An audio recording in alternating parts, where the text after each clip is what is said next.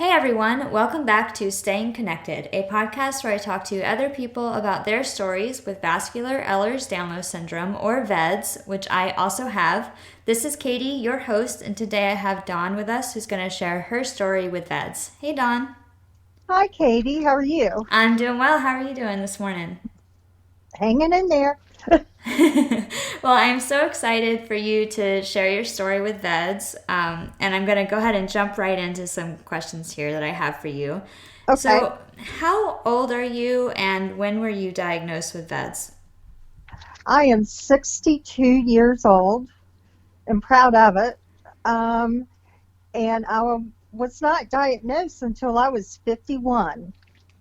And how did that come about? How were you diagnosed? Well, I remember I had my kids at home and my granddaughter was there, and I thought I overdid it. And my legs were bothering me all through the night, and about 4 a.m. I got up to take a bath, and I could not sit on my bottom.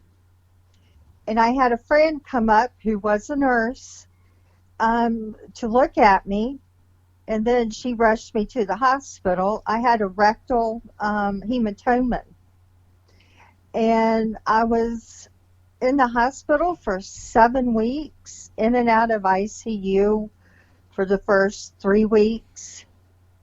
They would try to take me out, and then I would start bleeds in my chest, and then they went back in to clip them off, and that's how my journey started. And what is a rectal hematoma? Is that caused by like a spontaneous bleed in the rectum? Yes. Okay. So at And that point, had you ever heard of VEDS before, or what led to the suspicion? well, I heard of Ehlers-Danlos because my brother, who was a doctor, he's a cardiologist. At a prior surgery that I had, um, they had two doctors come in and just test me physically. They did not do a blood test, but they assumed I did not have Ehlers-Danlos. But what they were looking at were is a Ehlers-Danlos 3 now. Oh yeah, hypermobile EDS. Yeah, yeah, I think they were looking more for that than anything else. But it's just amazing how far we have come. Just in the past, since I was diagnosed in 2009. I mean, we have climbed mountains compared to what it was originally. Yeah, I feel like the last 3 years really has been a snowball effect into something a lot better. Right.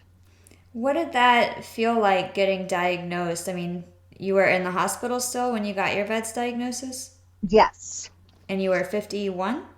51. And I've always been hard-headed. So I was just fighting each step. I mean, it was like my girls, I lived for my girls, and I was just like that energizing bunny that I just kept going. And but the 7 weeks did me in. I mean, that was a lot to accomplish. And I know when I got out, both daughters were out of the country, and a dear friend brought me home, and she had to go to the drugstore and get me like 15 prescriptions. I'll Oh my. never forget that. I think they had a pill for everything.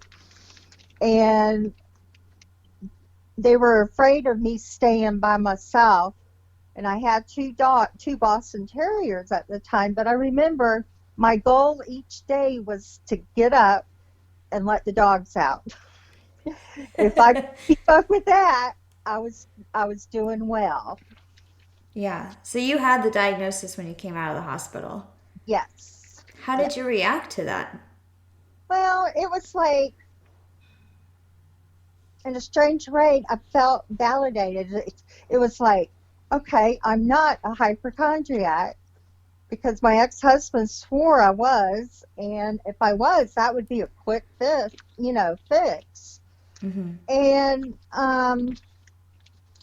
It was, I cried, and then, you go back and forth. You're ready to throw in the towel one minute, and then you say, no, I'm not going to let it get to me.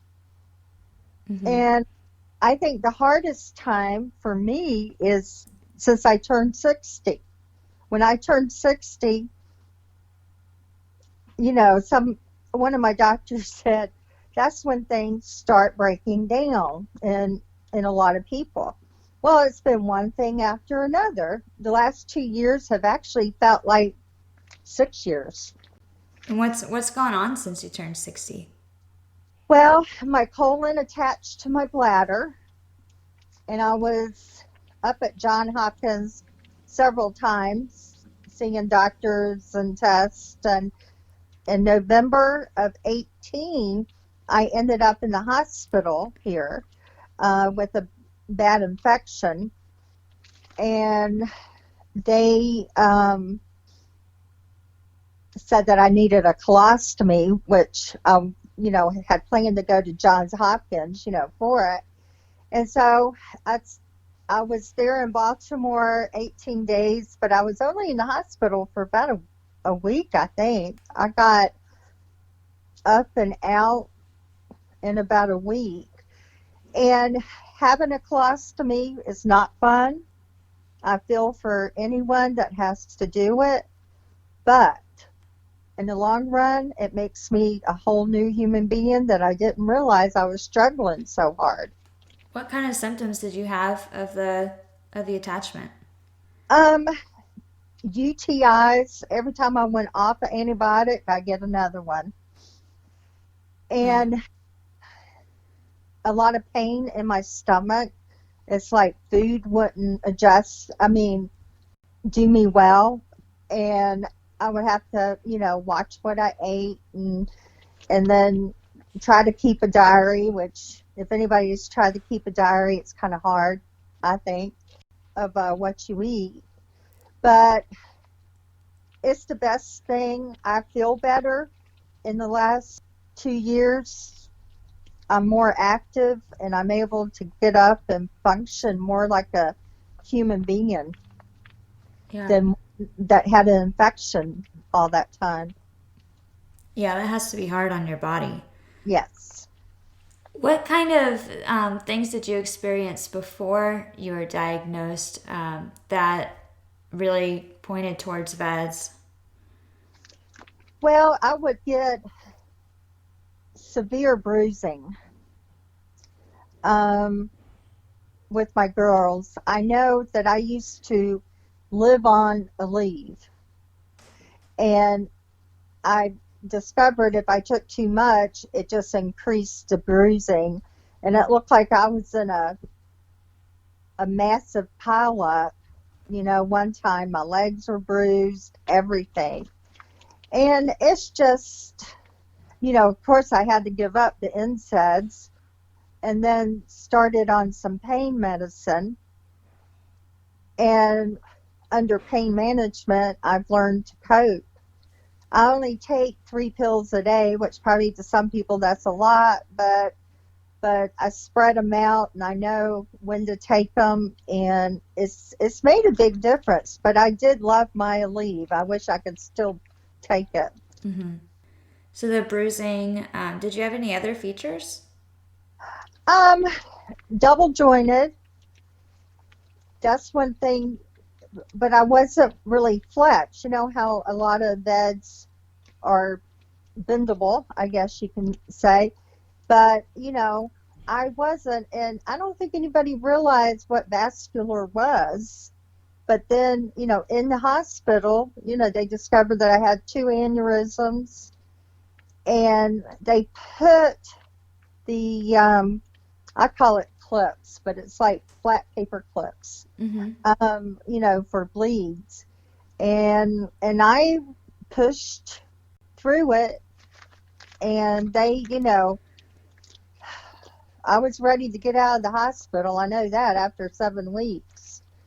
But my brother knew exactly what was happening when he came in the hospital back in '09. It was April 19th. and he knew exactly what was going on with me. And so basically the doctors knew what they were working with, but just having the diagnosis was just clarifying it. Mm-hmm. How did he know? Did you have a family member who had VEDS, or did he just suspect it? Yes, my mother had vascular Ehlers-Danlos, and she was in the hospital for over a month in 1966. And I remember the day that we went to go see her. It was after a movie. We saw a movie, and I was only 8 at the time, and I know I can replay that day just like a movie, because I ran from the elevator down to a room, and my dad was like, Dawn, slow down, don't run, wait for me. And of course, I go charging into a room because I'm so excited to see her. And they were doing CPR on her. They were making up her bed, and she fell, and that was it. And her aorta ripped. Oh no. How And old were then you when that happened? 8 years old, and she was only 38. And how did you cope with that loss as an 8-year-old? Well, I remember getting into the car, and and I just assumed she fainted. I didn't put anything together until we got to the car. And my dad told us. And and when we got home, there was a house full of people. um but I remember I went to the washer and dryer, and I was going to do laundry, and because I knew it had to be done. And so one of our neighbors, who the husband and wife were lawyers, and they had this one bedroom, all fish tanks.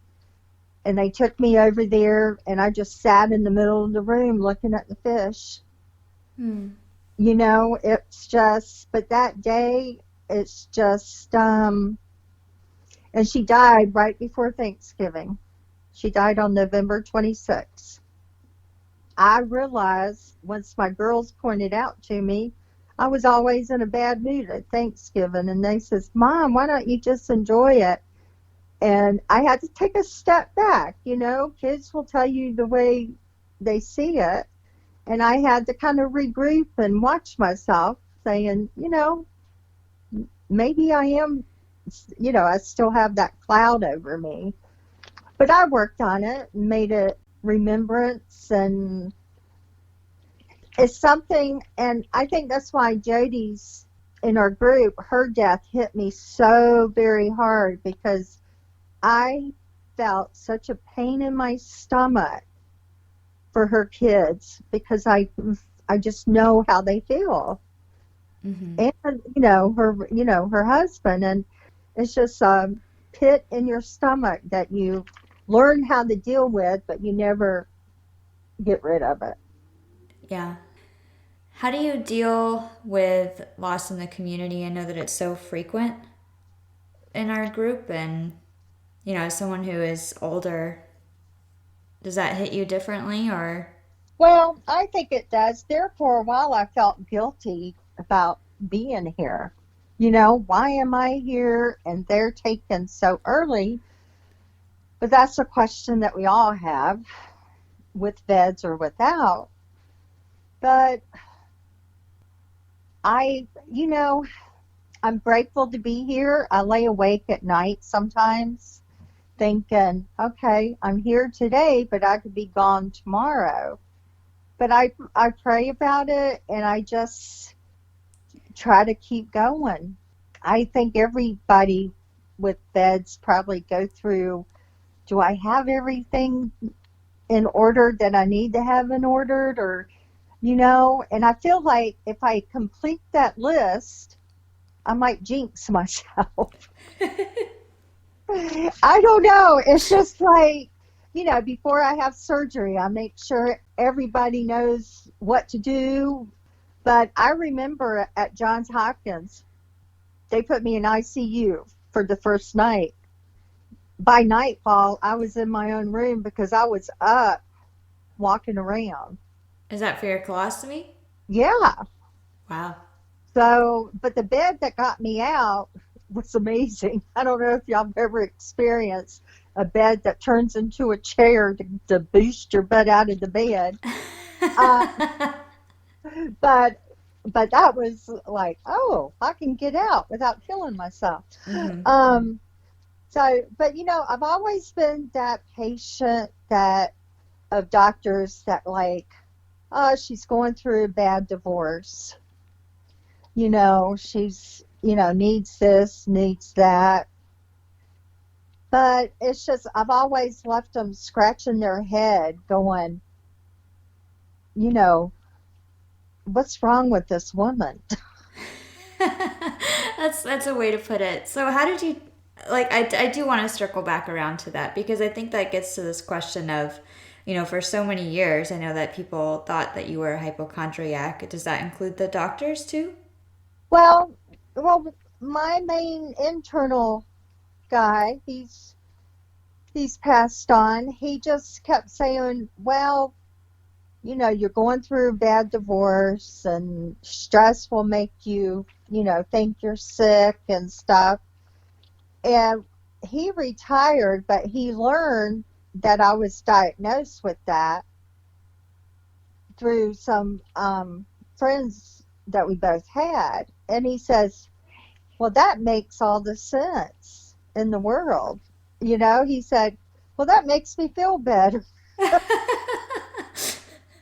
And then I've had doctors introduce me to medical students that are in shadowing the doctor and say, this lady is way past her expiration date. Mm. And it makes you think. I just say, well, nobody's really put it that way. Yeah, that's got to feel really odd. It does, but then I love this doctor. He has just been great, and he listens, and he'll pick up the phone and call John Hopkins if he needs to. Mm-hmm. But it's just like, I said, I've never had anybody put it that way. I like that. Yeah. So I want to come back to something else I heard too. So the doctor that was telling you that you were going through a divorce, that stress makes you feel like you might be sick.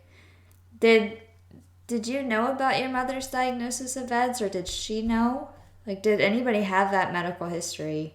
No, well, I mean, they knew that my mother had a vascular problem. That was basically what it was known as. And no, I didn't. I know I had my brother just worry about it. I felt like I didn't need it since I didn't have it, if that makes sense. It's just like, oh, well, that's something that my mom had. I don't have to worry about that. But Hmm. wait, I was wrong. That makes sense. So your brother, it sounds like your brother kind of put it all together. Yes, he did. He is the best brother in the world.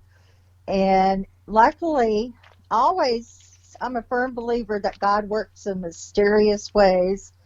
And he had a cardiologist from Baptist Hospital in Nashville come to Roanoke. And my brother walked in talking to him on the phone, and they were putting a team of doctors together. Wow. And I'll never forget, I went into the radiologist there at the hospital that does the injections, and it got word that I was there. And the doctor who actually saved my life, who put all the clips in me, he comes up. They had already had me down on the table.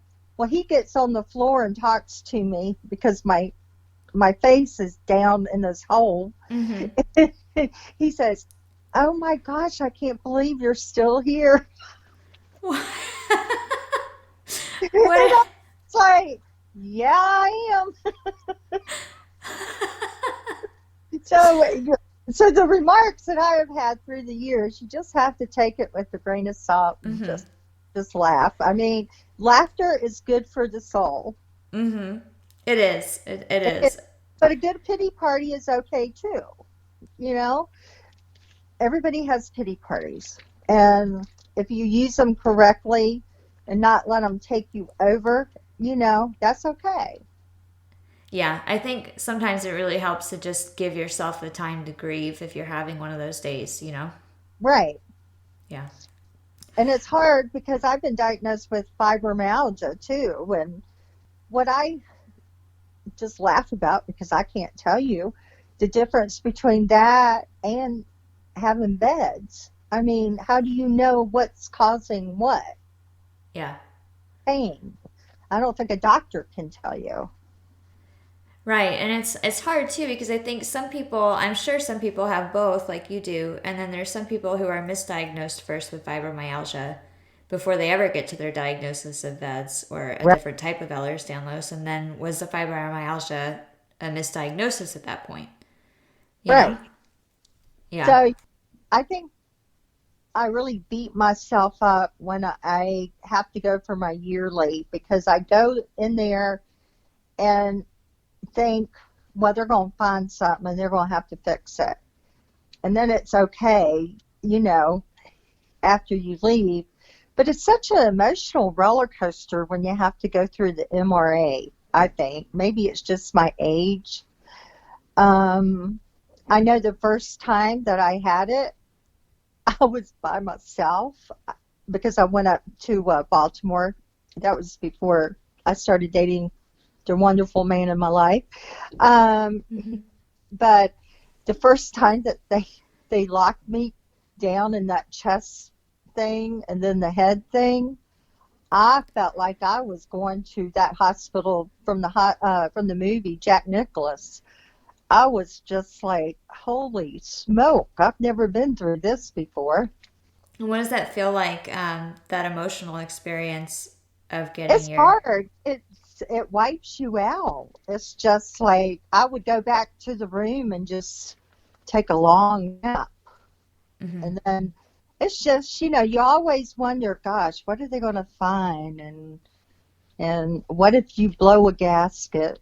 That's what, and it's just always wonder, what if? Hmm. And, but it's the cards that I was dealt. That's the way that I see things. And I'm going through the motions. And if I was an artist, I would draw a bunch of worn out angels, Hmm. because I feel, whoever has me gets worn out. I mean, because I'm a lot to keep up with. I mean, it's just it's amazing how life throws you so many lemons, and then what do you do? Do you throw them away, or make lemonade out of them? Hmm. I feel like that's a very appropriate analogy, for VEDS Yeah, and for dealing with it. Yeah. I also really like the imagery of the worn out angels. I think there's probably some yeah, artists listening to this that might do that. yes. So I want to ask too. I know you mentioned a couple times that your daughters. So how many kids do you have, and how old are they? If it's okay to share. Oh, yeah. I have three daughters. They're all in their 30s right now. My oldest one, she has my oldest granddaughter who's 14, and she actually got tested for VEDS, and she did not have it, which Hmm. I figure she wouldn't. My middle daughter, she is 34, and she's pregnant with her second baby, and another girl. That's all we can have in this family, I think. And she has not been tested due to the fact that my dear ex-husband talked her out of it and saying, well, your mother didn't have any problems. I don't think you will. And I know enough about medicine to really scare the crap out of me. And I've just had to learn to put it in God's hands to help me through it, Hmm. because I could think and overthink and turn into a train wreck. But she's very healthy. she takes care of herself. And so hopefully things will be okay. Um, and then my youngest daughter, she is finishing up her fellowship in critical care. And she decided critical care when I was in the hospital, I Mm. think. That kind of persuaded her. And she has not been tested, but she does know, like, she had a ovarian cyst rupture. And the first thing she told the doctor in the ER that I had the vascular EDS. Mm-hmm. So, she knows what to look for. And did all of those pregnancies go okay for you? Yeah, well, pretty much. I had 3 C-sections, Mm. and but they did go pretty well. It's surprisingly, I mean, I always ended up with something odd going on. Like my oldest one, I started throwing up and couldn't quit, and then they put me in the hospital, and my water broke, and then that, and then my middle one, I actually clean the what I used to do and what I can do now are two different stories. But I actually cleaned the house, all the closets but one, and washed and waxed the car. And then the next morning, I had her. Ah. So I think back, go, gosh, how did you do that? It would take me a year to do that now. Yeah. I remember I asked my very first pain doctor that I had for a handicap sticker, and she says, Dawn, I know that you want one, but if you feel like you need one, you need to stay home and recharge your batteries.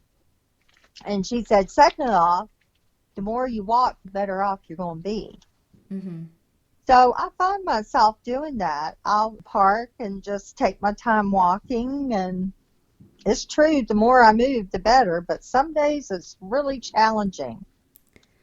Yeah, I experience, I don't know if it's the same or just, similar, but along a different path, but I do experience this very similar feeling where if I exercise daily, if I walk all the time, like I'm a very active person, I Right, feel really good. But if a few days I don't exercise, the fatigue starts really getting to me. And then I'm in this like feedback loop of fatigue and pain. And then I don't want to walk. And then right. I just get more and more tired and worn down. And it's like this spiral.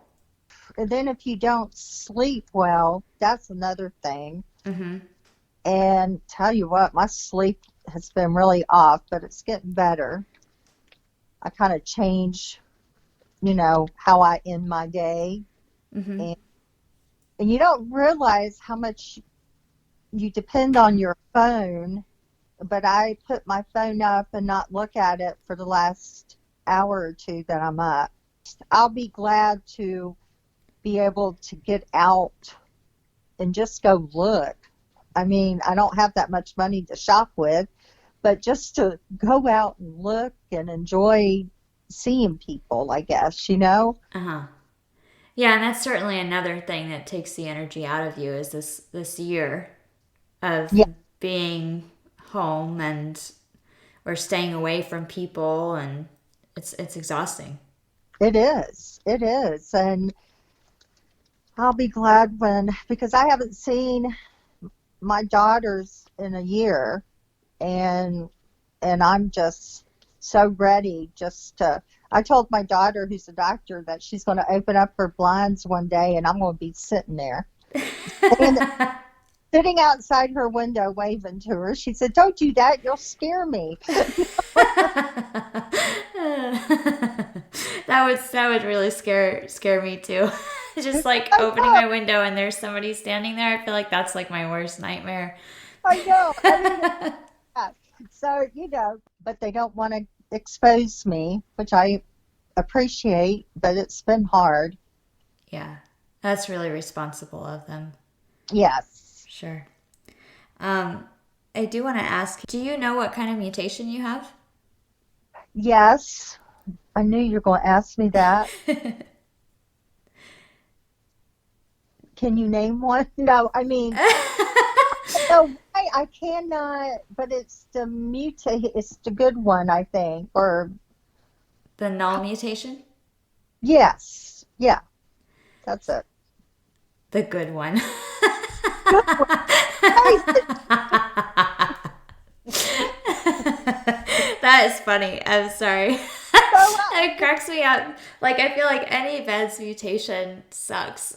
not good, but I mean, if you had to have one, I mean, that's a good one to have, right? Because that's, I think that's the one. Yeah, I Yeah, think it's associated with like a delay in onset typically of the more right. life-threatening situations. Well, I'm glad that you're set up with Dees. He's a really great guy. Yes. And I really appreciate you sharing your story too. Is there anything that you would like is there any advice that you would give somebody who's just diagnosed with this? Oh, just take a deep breath and take it step by step. Even if you do have it, or spouse or children have it, you just have to take it one step at a time. There's not any dumb questions. Any question is important. And that's one thing I love about this group is because you can throw stuff out there and somebody's usually has to deal with it, has dealt with it. And we are all here for each other.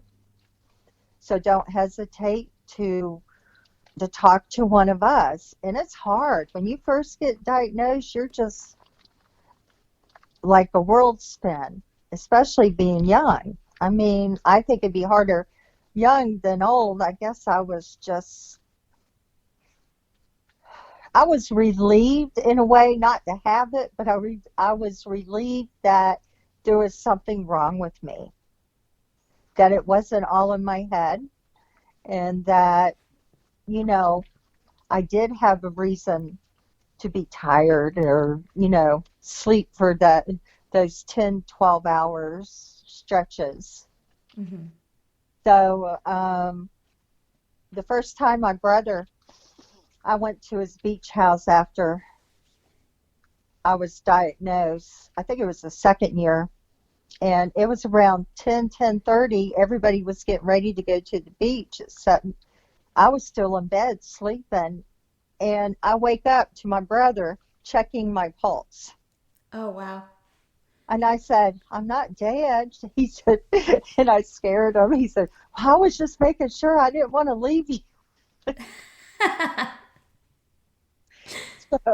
So, everybody reacts different. But I mean, this community that we have going on, I think we can accomplish anything with each other. I really love that. The idea that we can accomplish anything together. Yeah, because I mean, I remember my best friend went to a bookstore, Barnes and Noble, back in '09 to get me a book on Ehlers-Danlos. And because that was her way of helping. And the only book she could find was a reference book. But of course, now we have a stack of them, you Yeah. know, and it's just, yeah, we got to do this thing together because nobody else knows what we go through. And we'll get there. Yeah, we'll get there. And having you, Katie, is wonderful. You have accomplished so much, and I'm so very proud of you. Thank you so much, Dawn. I really appreciate that. Well, I mean it from my heart. Well, it was so great to talk to you today. Yeah, it was great talking to you too. And thank you, everybody, for listening. This was Dawn sharing her story with vascular Ehlers-Danlos syndrome, or VEDS. New stories come out on the last Sunday of every month. And if you haven't already subscribed for this podcast, go ahead and hit your subscribe button, and that will let you know when we have new episodes. I hope you are having a great start to your 2021, and we'll see you soon.